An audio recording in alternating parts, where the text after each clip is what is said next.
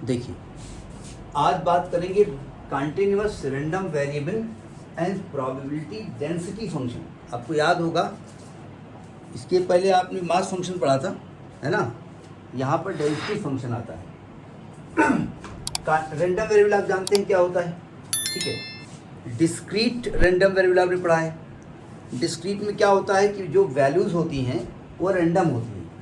Random का मतलब मान लीजिए हमने कहा भाई 100 फैमिली हैं, उसमें नंबर ऑफ पर्सन्स कितने हैं, 1 होंगे, 2 होंगे, 3 होंगे, 4 होंगे, 5 होंगे। लालू प्रसाद यादव जैसे लोग होंगे 9 लोग होंगे। लेकिन किसी के यहाँ 3.5 लोग नहीं होंगे ना, 4.5 नहीं होंगे।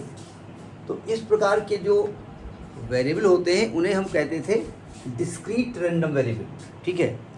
लेकिन अगर हम आपसे कहें कि किसी शहर में एक ग्रुप हमने दे दिया, आपने मतलब 1000 लोगों का, और हमने कहा कि उनका एक वेट उनका बताइए 50 से 60, मतलब एक एज ग्रुप ले लिया हमने कि उनका एक वेट 50 से 60 के बीच में है।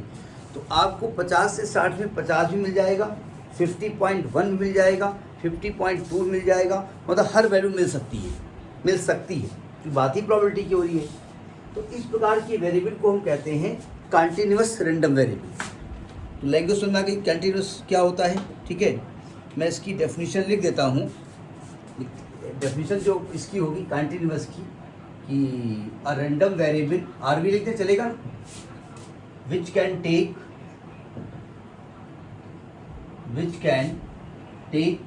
Infinite number of values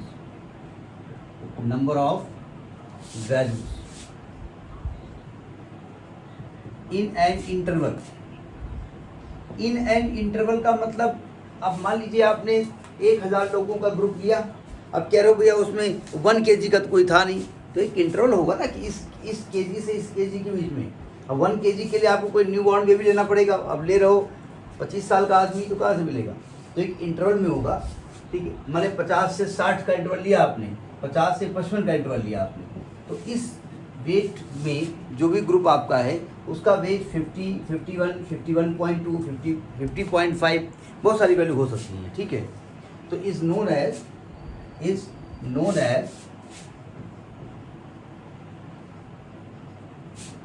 continuous random variable. तो इसको हम कंटिन्यूअस रैंडम वेरिएबल कहते हैं। जैसे मैंने यहाँ पर एग्जांपल लिया कि weight of the group of individual, पहला हमने ले लिया weight of the group of individuals. लेकिन एक खास बात है, आप यहाँ पर जो पर्सन लेंगे उनकी संख्या ज़्यादा होनी चाहिए, मतलब एक बल्क में लेंगे आप। मैंने 5 लोग ले लिया, बोले अरे 5 का तो एक 50 किलो था, एक 51, एक 52, आप करो 50.1 भी होगा। तो आपको 1000, 2000, 10,000, 20,000 जब लेंगे तब वहाँ कंटिन्यूटी आएगी, ठीक है। या हाइट ऑफ ले लें आप, height of group of individual. तो इस प्रकार का जो वेरिएबल होता है उसको हम कहते हैं कंटिन्यूअस रैंडम वेरिएबल, ठीक है। अब इसमें प्रोबेबिलिटी डेंसिटी फंक्शन क्या होता है। प्रोबेबिलिटी डेंसिटी फंक्शन आपको स्टार्टिंग में जब हम बताए थे आपको डिस्क्रीट और वो कंटिन्यूअस, तो वहाँ प्रोबेबिलिटी मास फंक्शन और प्रोबेबिलिटी डेंसिटी फंक्शन बताया गया था, ठीक है। तो बात करने जा रहे हैं प्रोबेबिलिटी डेंसिटी फंक्शन और उसी के न्यूमेरिकल के बारे में बात करेंगे, कैसे न्यूमेरिकल लगाए जाते हैं। प्रोबेबिलिटी डेंसिटी फंक्शन डी ऐसे लिखे थे, ठीक है। तो प्रोबेबिलिटी डेंसिटी फंक्शन को हम लिखते हैं a function fx is known as probability density function if. जब हम प्रोबेबिलिटी मास फंक्शन लेते थे तो जो प्रोबेबिलिटी डिस्ट्रीब्यूशन था उसमें px मानते थे, है ना, या आप fx मानते हैं। तो पहली बात तो यहाँ पर एक आ गया जो fx होना चाहिए वो ग्रेटर आर इक्वल टू 0 होना चाहिए। पहली कंडीशन तो ये होगी जाकर के, जहाँ पर x जो है वो कहाँ से कहाँ तक होगा, वो -∞ से +∞ के बीच कोई भी वैल्यू हो सकती है, ठीक है। और दूसरी बात, जैसे वहाँ पर क्या था कि जो प्रोबेबिलिटी डिस्ट्रीब्यूशन था उसमें टोटल प्रोबेबिलिटी का जो सम था वो 1 था, ठीक है। तो यहाँ भी टोटल ही लिखा जा रहा है, लेकिन चूंकि यहाँ पर सिग्मा की फॉर्म में ले सकते हैं, ये कंटिन्यूअस फंक्शन है, इसलिए इंटीग्रल की फॉर्म लिखते हैं, minus infinity to infinity f x d x is equal to 1। तो अगर इन कंडीशंस को फॉलो करता है तो उसको कहेंगे कि वो कॉन्टिन्यूअस रैंडम वेरिएबल है, उसको कहा जाता है एक प्रोबेबिलिटी डेंसिटी फंक्शन। लैंग्वेज समझ भाई,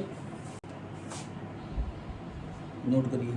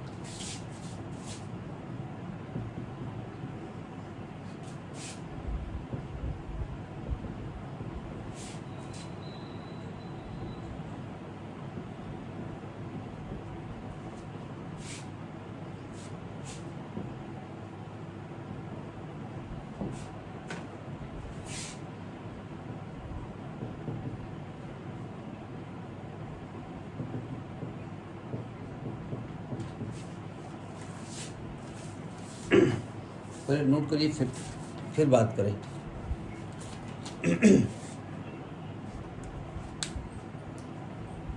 हाँ, अल्फा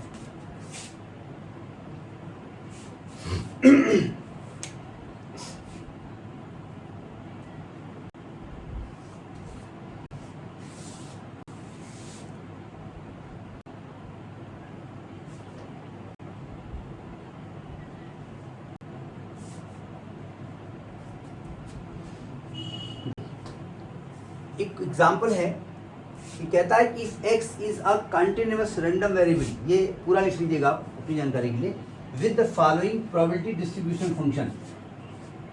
ये प्रोबेबिलिटी डिस्ट्रीब्यूशन फंक्शन जो दिया है वो दिया है fx की value alpha 2x minus x square है। कब है? When x is greater then 0 and less then 2 and 0 है अदरवाइज। अदरवाइज में कहीं कहीं OW लिख दिया जाता है, अदरवाइज मतलब कोई और कंडीशन होगी वहाँ इसकी वैल्यू 0 आने वाली है। ठीक है, तो आपसे कह रहे हैं कि भाई पहले तो आप अल्फा की वैल्यू बताओ और फिर आप p की वैल्यू बताओ, प्रोबेबिलिटी बताओ when x is greater then 1 है। तो लैंग्वेज तो समझ में आ गई कह क्या रहे हैं। ठीक है, तो इसको सॉल्व कैसे किया जाए? देखो, पहले तो प्रोबेबिलिटी डिस्ट्रीब्यूशन फंक्शन की डेफिनेशन अप्लाई करेंगे।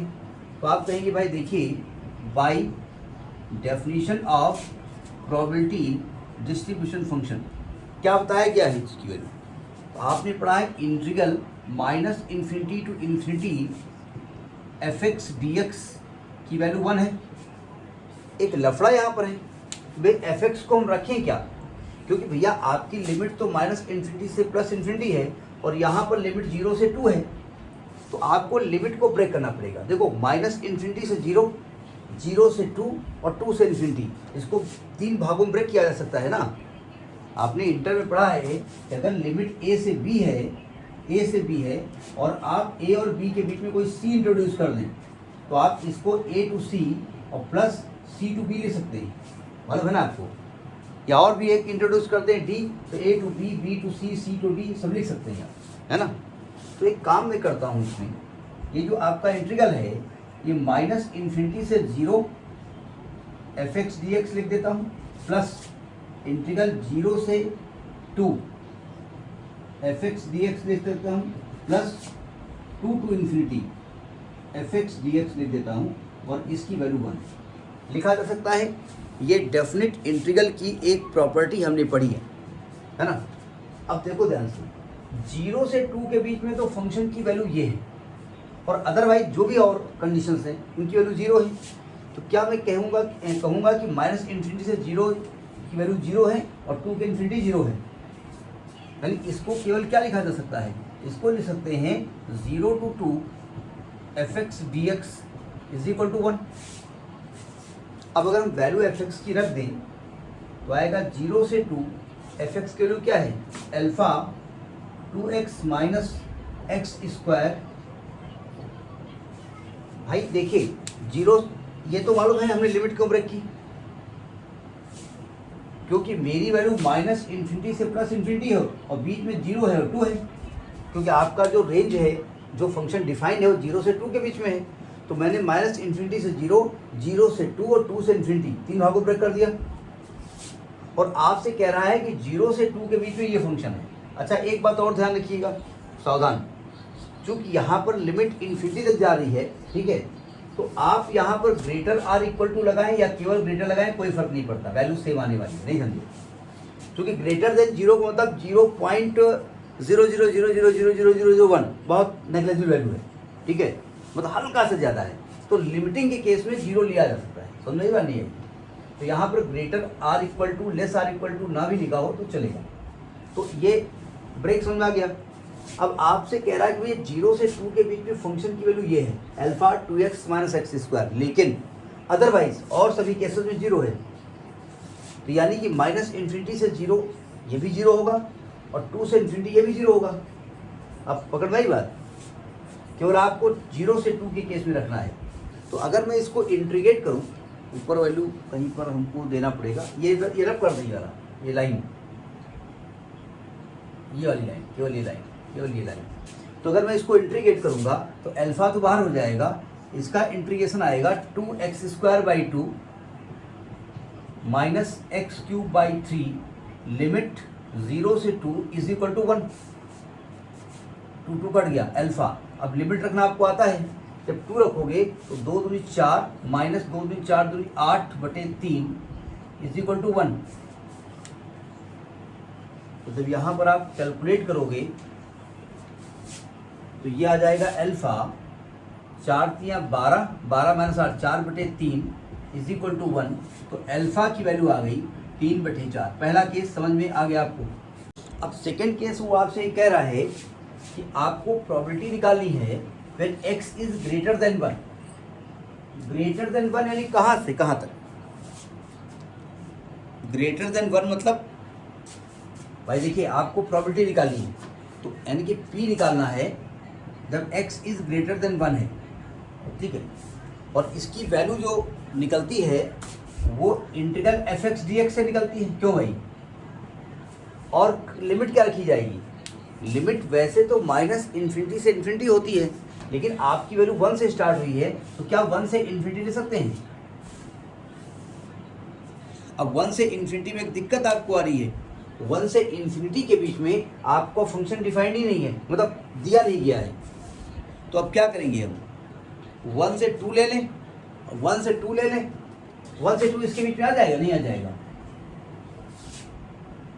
तो एक काम कर देते हैं कि 1 से 2 fx dx लिख दें और प्लस 2 से इन्फिनिटी लिख दें fx dx। कोई दिक्कत? लिखा जा सकता है। और आपने जाना है कि 1 से 2 के बीच में, अब ये नहीं कहना 0 से 2 है, वो ग्रेटर देन 0 है, मतलब 0 से 2 के बीच में जो भी है, 1 से 2 है, 1.2 से 2 है, जो भी है, उस सब में फंक्शन की वैल्यू क्या है? 1 से 2 ये वैल्यू है alpha 2x square minus 2x minus x square D x. और 2 से इन्फिनिटी वैल्यू क्या होगी? 0। क्योंकि आपसे कह रहे हैं कि इस रेंज को छोड़ करके अदरवाइज के केस में ये वैल्यू 0 आने वाली है।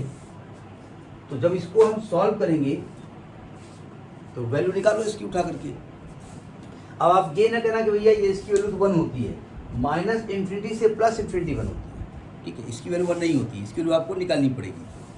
देखो अल्फा की वैल्यू आप जानते हैं कितना है, क्या निकालिए अल्फा की वैल्यू? 3/4। तो 3/4 तो बाहर कर दो, यहाँ इंटीग्रल करो तो 2x स्क्वायर बाई 2 हो जाएगा, माइनस इसका x क्यूब बाई 3 हो जाएगा, और लिमिट 1 to 2 लिखेंगे। अब गलती ना हो, ऊपर वाले का नाम लेकर के इसको सॉल्व कर दो। 3/4, देखो ये तो 2 कट गया, पहले आपने 2 रखा लिमिट, तो आ गया 4 माइनस 8/3, फिर माइनस लगाया, 1 लिखा तो 1 माइनस 1/3। इसको कैलकुलेट किया जाए जरा। 3/4 यहाँ लेंगे तो 832, क्या बोल रहा हूँ, 4 तियाँ 12 और 12 माइनस 8 4, 4/3 माइनस 2/3, यानी ये 2/3 आएगा, तो 3/4 इंटू 2/3 यानी 1/2 आंसर आ जाएगा। तो इसकी वैल्यू 1/2 आ गई।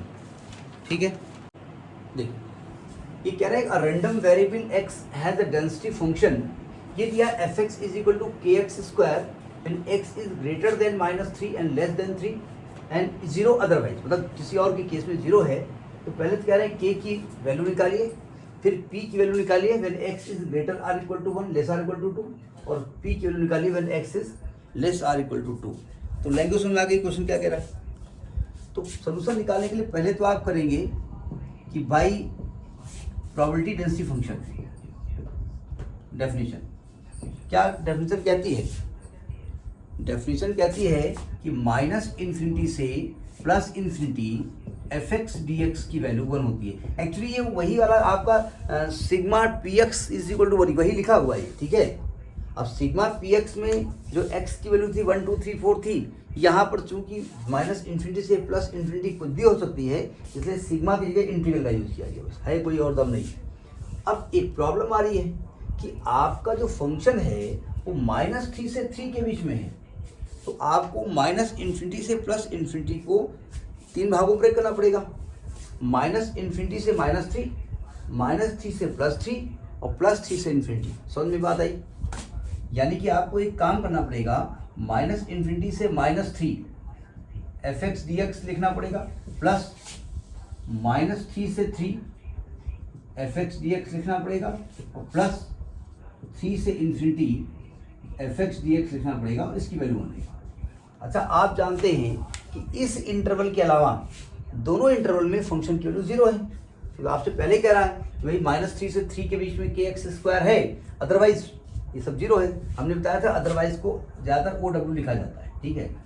तो यानी ये तो 0 हो गया, ये 0 हो गया, तो ये क्या आ गई वैल्यू, ये आ गई -3 से 3 fx की वैल्यू क्या है, kx square dx is equal to 1, integral करो x³/3 -3 to 3 is equal to 1, limit रखो, एक बात करते 3 बाहर ले आते हैं।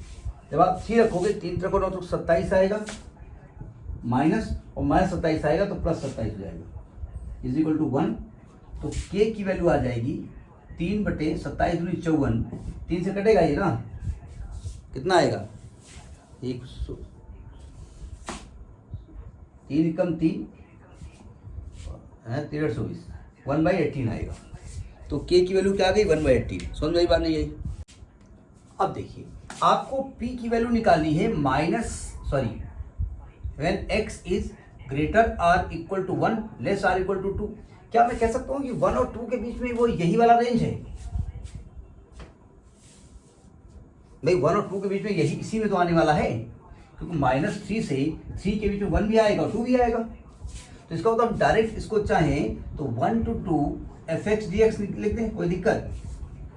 अब आप ये ना कि इसकी वैल्यू 1 होती है, 1 -∞ से +∞ होती है। अगर बीच में ब्रेक करोगे तो अलग अलग वैल्यू आएगी ना।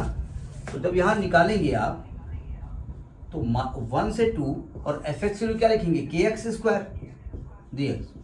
अब k आपका तो बाहर हो गया 1/18, और x स्क्वायर का इंटीग्रल x³/3 लिमिट 1 to 2, 3 इधर ले और 8 3 54, ये आएगा 2 3 4 3 8 -1, 7/54 आएगा।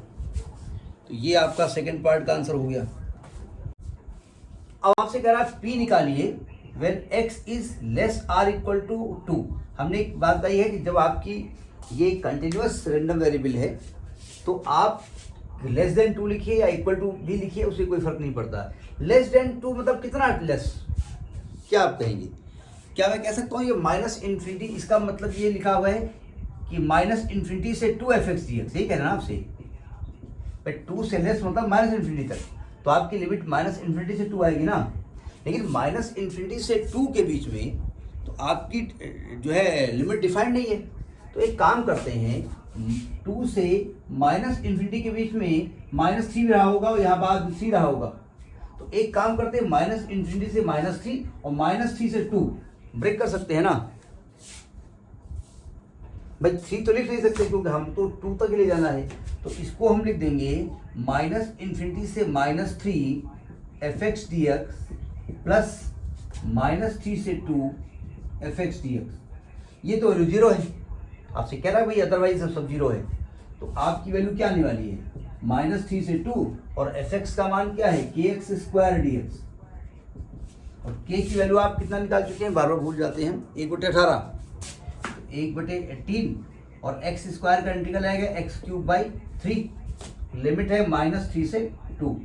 एक काम करते हैं 3 को बाहर ले आते हैं, 18 1/54, जब 2 रखेंगे तो 8 आएगा माइनस, और माइनस का आएगा 27, तो प्लस हो जाएगा 27, 27 और 8 कितना होता है 28 29 30 31 35 आएगा ना, तो 35/54 आएगा। समझ में आई बात नहीं आई? तो ये छोटा सा क्वेश्चन है कि प्रोबेबिलिटी डेंसिटी फंक्शन को कैसे लगाया जाता है, क्वेश्चंस ऐसे ही होंगे, ये आपको कैसे ये लिमिट ब्रेक करनी है, जो ये देखना पड़ेगा आपको कि फंक्शन कहाँ से कहाँ के बीच में डिफाइंड है। ठीक है, नोट करो।